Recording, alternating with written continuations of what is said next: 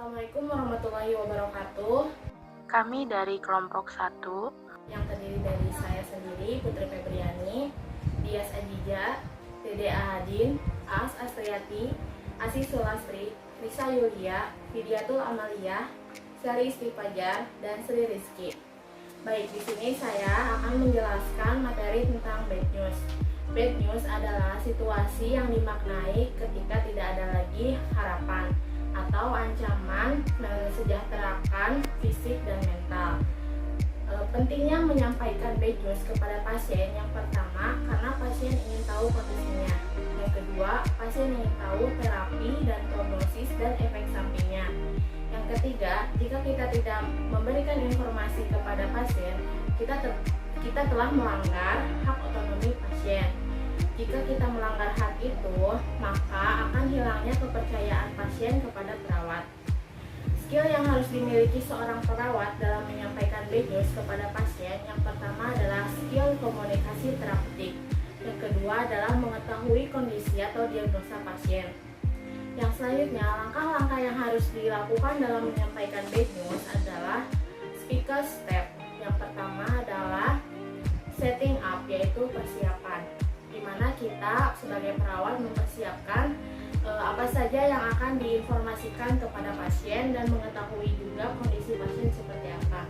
Yang kedua adalah perception, yaitu bagaimana persepsi pasien terhadap kondisinya dengan cara menanyakan apa yang Bapak tahu tentang kondisi Bapak, bagaimana yang Bapak rasakan saat ini, seperti itu. Yang kedua, invitation, yaitu seberapa besar keingintahuan pasien terhadap kondisinya, seperti ada yang ingin ditanyakan dan lain-lain. Selanjutnya adalah knowledge, yaitu sharing informasi, di mana perawat menjawab semua pertanyaan yang ditanyakan oleh pasien.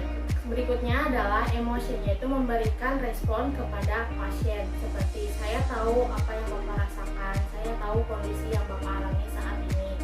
Emosi pada ini adalah lebih cenderung kepada emosi atau rasa empati dibandingkan simpati. Yang selanjutnya adalah strategi and summary, yaitu merencanakan langkah apa yang akan dilakukan selanjutnya. Hal-hal yang harus diperhatikan dalam menyampaikan bad news kepada pasien adalah yang pertama, pendidikan pasien. Yang kedua, tingkat kepribadian pasien.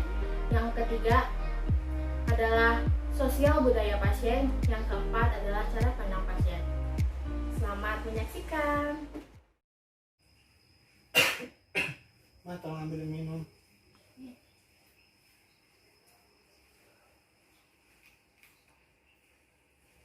Assalamualaikum. Waalaikumsalam. Saya periksa dulu ya, Pak. Periksa apa, Bu? Saya mau periksa tekanan darah dulu. Oh, gitu. Suster harusnya ngomong dulu biar kitanya nggak bingung mau periksa apa.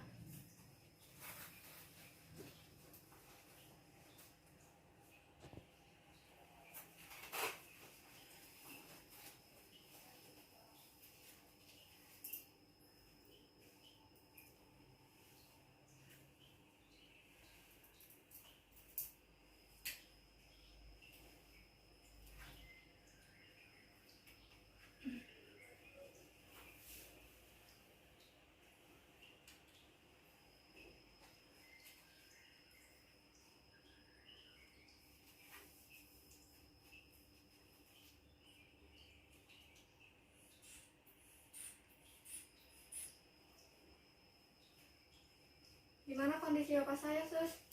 Mungkin besok saya bisa jelaskan. Oh gitu ya udah. Saya permisi ya. Ya. Assalamualaikum. Waalaikumsalam, Bu. Salam. Bapak masih ingat dengan saya? Ibu Sri ya? Oh iya, betul. Bapak bisa disebutkan namanya? Nama saya Dede. Oh iya, Bapak Dede, semalam bagaimana tidurnya? Nggak nyenyak, Sus. Padahal saya juga udah dikasih obat ya, tapi masih nggak nyenyak, nggak bisa tidur. Oh, baik, nanti akan saya sampaikan ya keluhannya ke dokter. Ya. Bapak, saya di sini akan melakukan pengukuran suhu tubuh. Apakah Bapak bersedia? Iya, sedia. Ya baik, permisi ya Kak.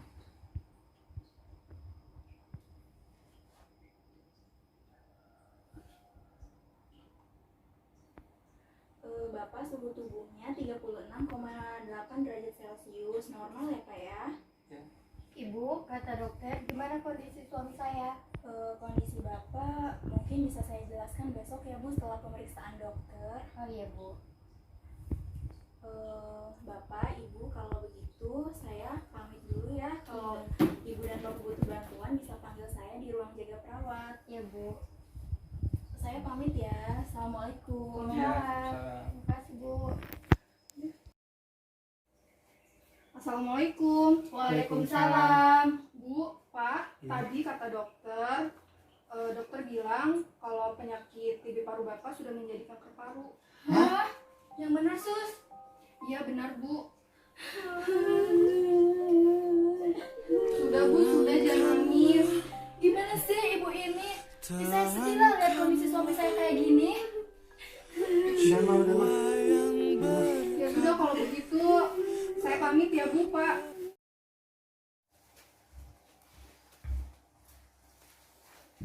Kenapa Sel diem aja? Itu tuh keluarga pasien dia semalam marah-marah. Lah emang tadinya kenapa sih? Ya kan si ibunya nanya kondisi si bapak, terus aku jawab, malah marah-marah. Walah, pantesan tadi kayak dengar suara orang nangis gitu. Kamu salah ngomong kali Sel. Ya enggak Mel, kan kemarin si ibunya nanya tuh kondisi si bapak dia, terus aku jawab, malah marah-marah terus nangis. Ya aku suruh diem lah, terus aku keluar. Aduh, itu masalah kamu, Sel. Harusnya kamu tenangin mereka dulu, biarin mereka nangis, temenin. Kalau perlu kamu kasih tisu. Jangan malah tinggalin gitu aja. Iya kali ya Mel, kayaknya aku kurang care deh. Ya udah yuk, mau ikut nggak ke ruangan pasien Dede? Kebetulan aku juga mau ngejelasin kondisi pasien Dede. Ya udah yuk aku ikut. Ayo. Assalamualaikum. Waalaikumsalam. Bapak, Ibu masih ingat dengan saya? Masih Putri ya? Iya, betul sekali. Kebetulan saya datang bersama Nurse Sally. Pak, Bu. Bapak bagaimana semalam tidurnya? Masih kayak kemarin sus, masih nggak nyenyak, tidurnya masih terasa sakit. Saya juga semalam kurang tidur, Sus. Kayak gitu ya Bu. Berarti Ibu harus pintar-pintar cari waktu biar Ibu juga bisa istirahat, biar ibunya juga nggak ikutan sakit. Baik Pak, Bu, saya datang ke sini untuk menyampaikan informasi. Sebelumnya, Ibu mau saya sampaikan di sini atau di ruangan saya saja? Di sini aja mah, biar bapak juga tahu kondisi bapak saat ini. Oke, baik Bu. Kalau begitu saya tutup gordonnya dulu ya. Jadi gini Ibu, Pak, berdasarkan pemeriksaan dokter dan lab, TB paru yang Bapak alami ini sudah berlanjut ke kanker paru-paru. Apa, Sus? Kanker paru-paru? Iya.